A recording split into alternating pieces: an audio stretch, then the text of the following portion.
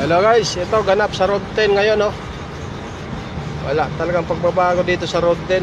Isa na naman nakasamahan na trailer, ninakawan, oh.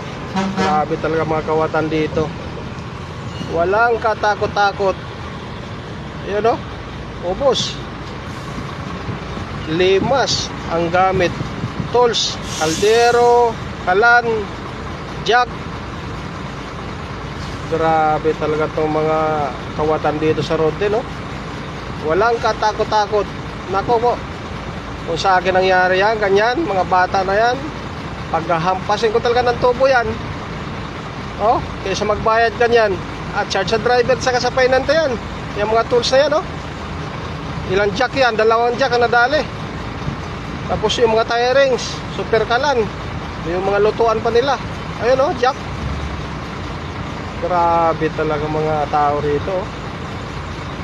Walang ano rito, walang mga pulis dito. Pero may ano dyan, may police station malapit dito. Along Road 10 lang. Pero wala, hindi visible ang mga pulis. Kaya yan, namamayagpag yung mga kawatan. Kaya ingat-ingat tayo dito guys, pagdating dito sa Road 10. Ayun, oh, sinabihan ko yung painante. Wala, din niya mababa. Natatakot din siya.